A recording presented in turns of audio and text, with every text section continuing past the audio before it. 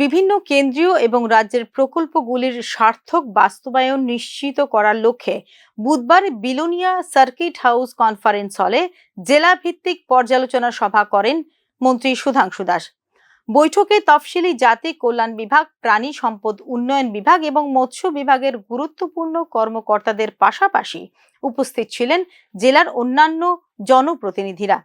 দক্ষিণ ত্রিপুরা জেলার এই বিভাগগুলির অধীনে বিভিন্ন প্রকল্পের সুবিধাভোগীরা 2025-26 অর্থ বছরের নির্ধারিত সময়সীমার মধ্যে তাদের প্রাপ্য পাচ্ছেন কিনা তা মূল্যায়ন করার উদ্দেশ্যেই এই পর্যালোচনা বলে জানিয়েছেন মন্ত্রী সুধাংশু দাস।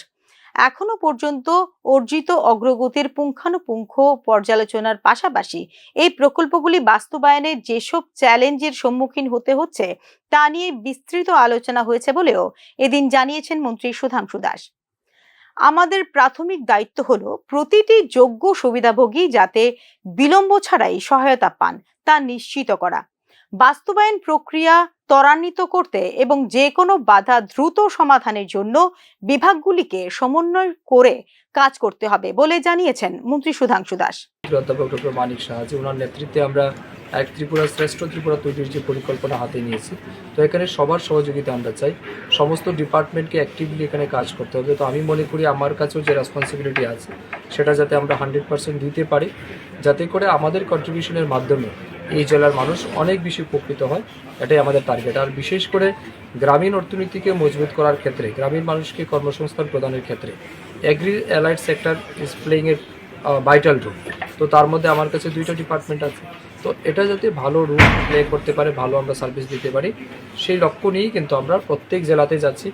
এটা ফার্স্ট টাইম মিটিং নয়, আমি অনেকবার এসেছি।